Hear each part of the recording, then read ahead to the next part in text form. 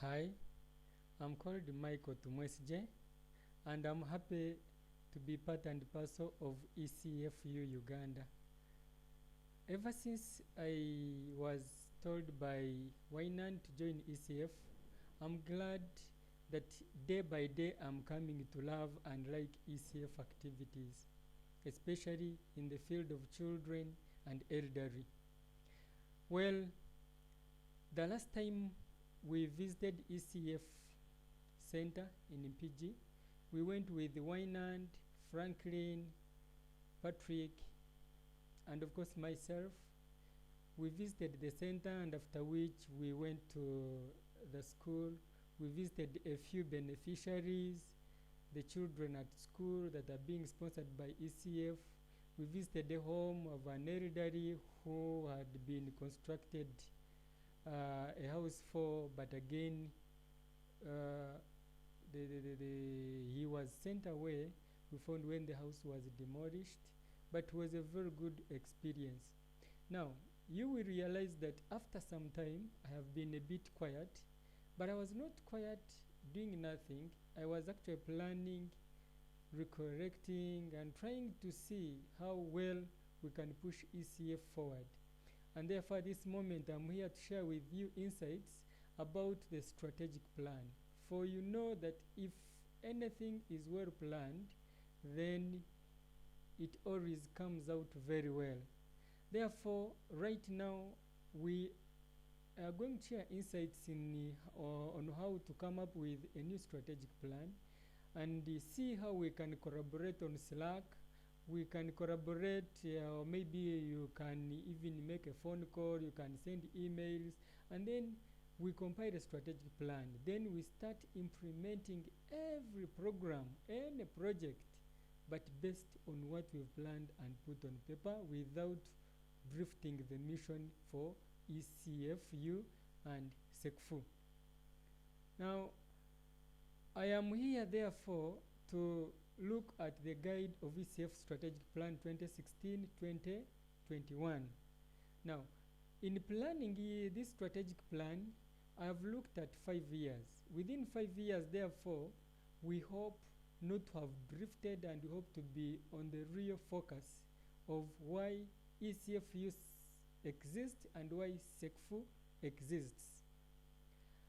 First of all, I've looked and analyzed why ECF and Sekfu exist, and I've seen that maybe we could adopt a vision like such a vision like vulnerable free society of elderly and children, because I think in quite sometimes we are looking at a society whereby we have the aged and the children who are not vulnerable. Therefore, work towards a vulnerable free society. But again, one could even say that maybe a vulnerable free generation. A generation whereby everybody is free from vulnerability. That is a vision. That is what we dream, all of you. So if we are to look at all of us, we are targeting only one point.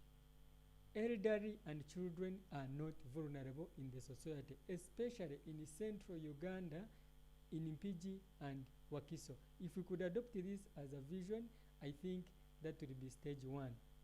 Then, after we've actually looked at the vision, then we need to look at the mission. The mission, vision and mission. So the question is, how are we going to reach our vision of a vulnerable free society?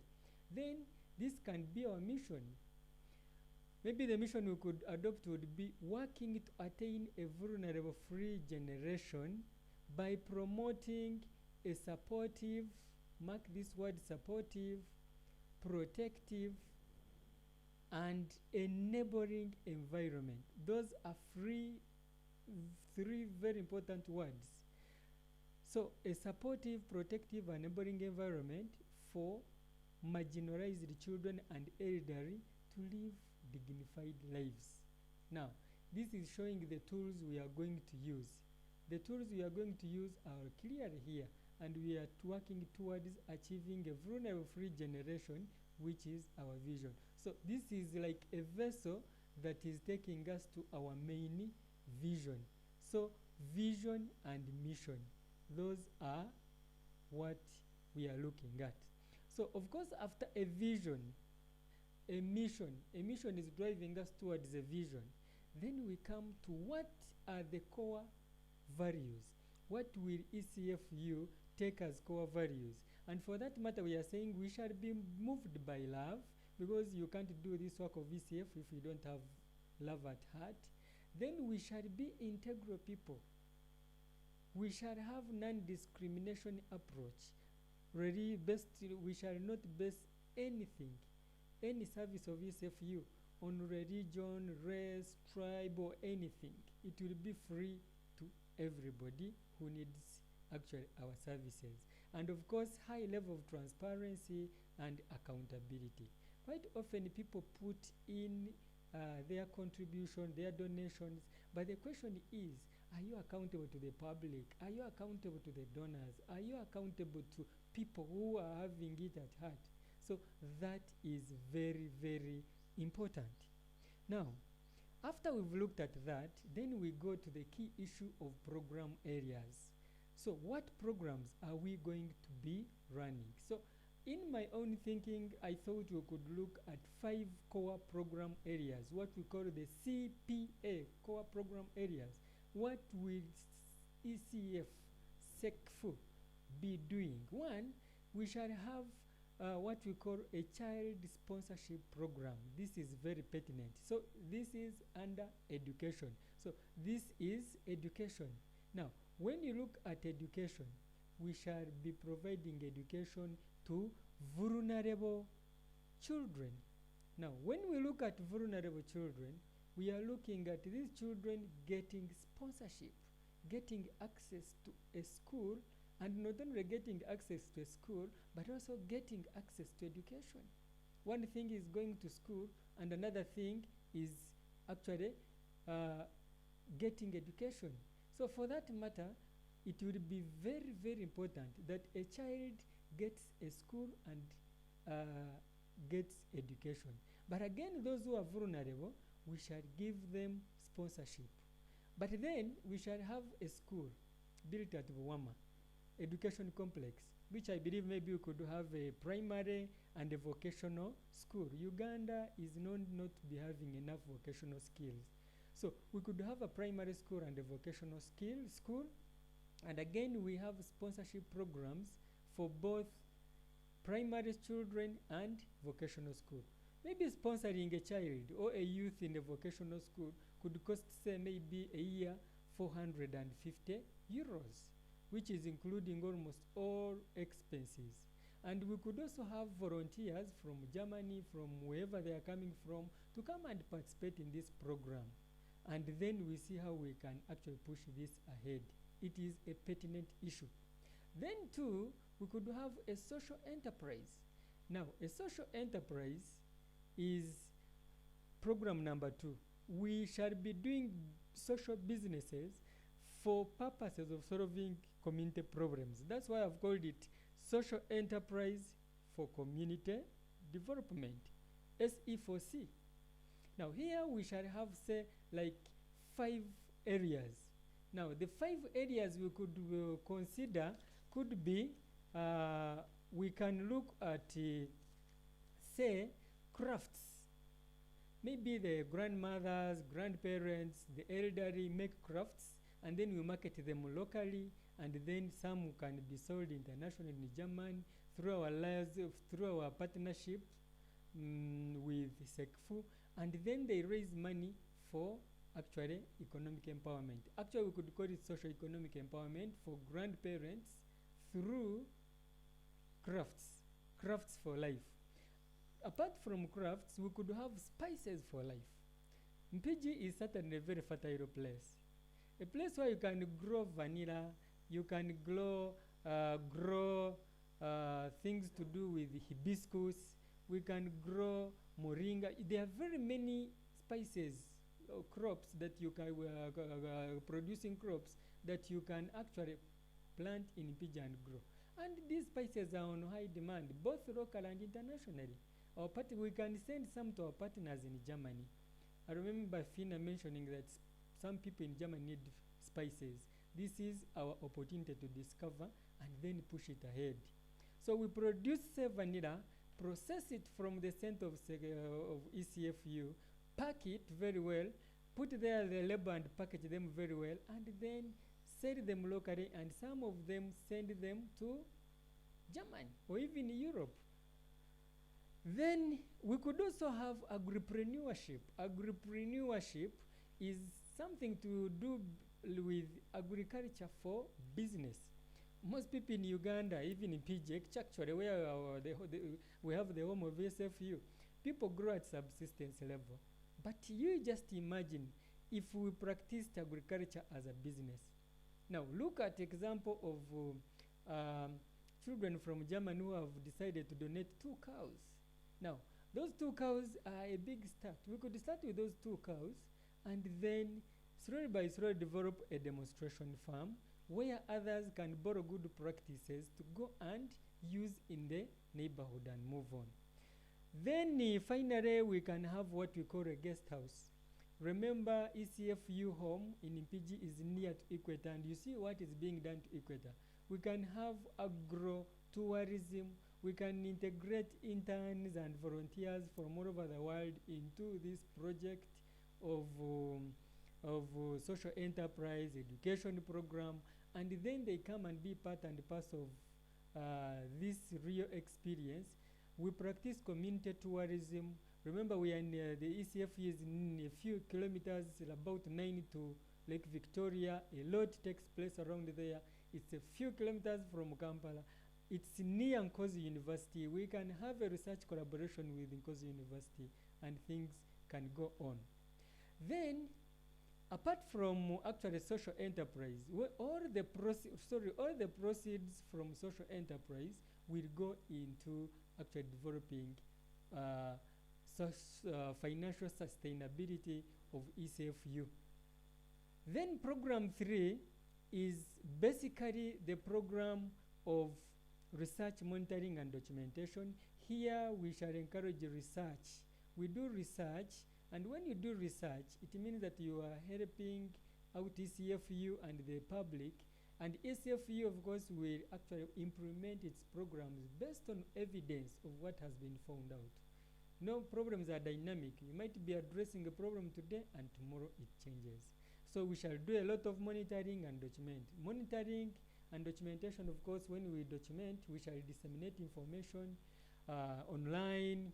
Possibly we could even run an online library whereby ECFU will be informing the public about the issues concerning elderly and orphans and vulnerable children, and things go on. Of course, this research and the monitoring and documentation plus all the previous programs I've talked about will go hand in hand with advocacy. So we shall have an advocacy department that will be promoting, making campaigns, awareness campaigns about children's rights, about orphans and vulnerable children, about aged and elder and their rights, the social protection, and sometimes actually lobbying for the change of any policy that is not friendly to children and parents. Finally, the last program is institutional growth and involvement. This is has already started, because with the making of a strategic plan, then it means we are on our way of making institutional growth. We shall have the board members. These board members will be basically the governing board and partly implementing board, because it is still a skeleton staff, and the board should be very, very well versed with the issues of ECFU to run and be a model institution. And one thing maybe I want to encourage you about ECF team is that surely in Mpigi we don't have any organization that is intervening in issues concerning the elderly.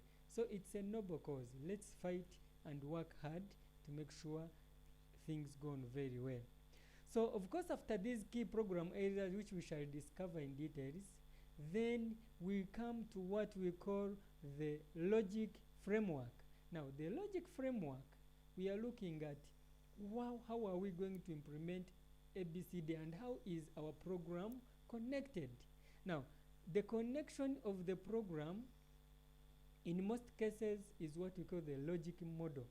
What do I need to start a program? What will be the inputs? What will be my action? What should I expect? How am I going to get what I want to achieve? What is the roadmap?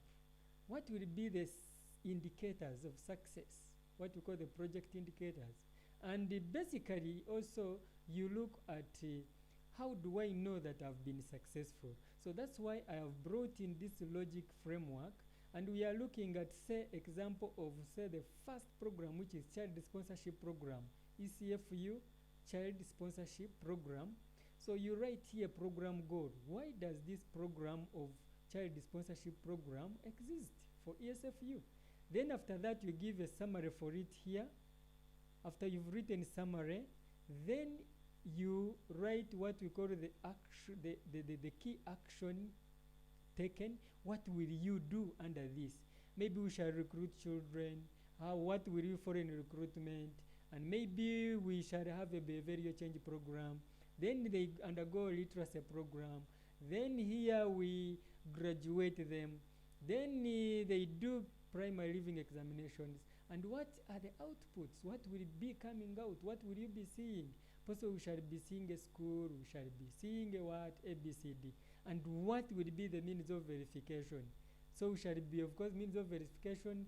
You'll be looking at registers, you'll be looking at to prove, as I'd already said, that we have to be very much accountable. So for all the 5 projects, program areas, we shall have what we call the logic framework. And the logic framework will be a summary of everything that the program that will be running for the next 5 years. It is always dangerous to not to do things according to program. Then we look at budget estimates. Now, for the 5 years, we have to make a general budget, and then the annual budgets will be extracted from this general budget for 5 years. Actually, what we call the strategic plan 5-year budget estimates. That's why I'm saying that, for instance, we start with the program area here, and under the program area, say it is child sponsorship program, which I've put here.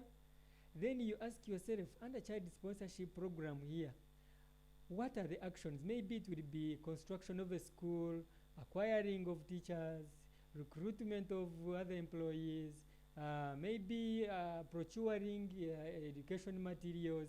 And then you ask yourself, how much will we spend on construction, say in 2016? In 2016 and 2017, maybe it could be construction. That's where we should spend more here. And maybe in recruitment of teachers, it is once possible, maybe in 2016.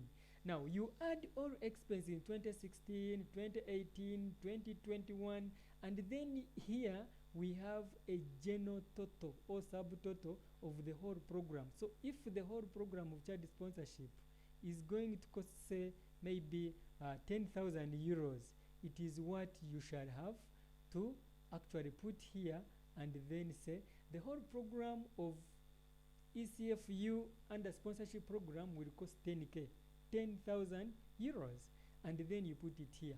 Then what about other programs? Say we have the program of agripreneur, whatever of social enterprise. What are we going to spend on building, say, a tourism center, or maybe the guest house?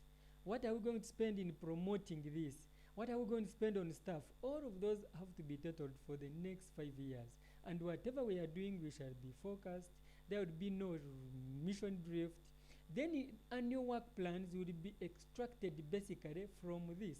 Work will be easier because you shall be making annual budgets based on this, shall be making annual costed work plan based on this. The monitoring, the reporting becomes very much easy, and then everybody will be having the vision. So I want to request you and say that let's participate and collaborate on Slack, and it is collaborating time. And as we collaborate on Slack, we make a strategic plan. Feel free. There is no right and wrong answer. Everything can be a good answer. And feel free to comment, giving your ideas about what you think ECFU needs to do in next 5 years. And most importantly, I want to request that feel free. Let us work out. It's a noble cause that we are doing. I want to thank the proprietors of ESFU. It is a great dream that you are having. We need people to support this great dream and then push ESFU to another level. I see it making a great change in Uganda. I see friendship coming up between different countries. And I look at committed people coming up with working solutions. I thank you very much, and please, let's collaborate. I hope within the next 2 weeks we could come up with a strategic plan, then I start compiling. So, Adin, I have also opened up another link which I will show on Slack again, of the Google Drive, where all the documents are being kept so that people in the team can access all the documents on the Google Drive. And on top of that, I'm trying to also develop a blog whereby we shall keep on posting to show our online presence of what we are doing. Thank you so much. I'm so grateful that I'm with you here. May God bless you. May God bless you. I'm so happy. I only wish you what we call peace. May peace be with everybody as we implement our as we make our strategic plan, and thereafter implementing our strategic plan. Thank you. And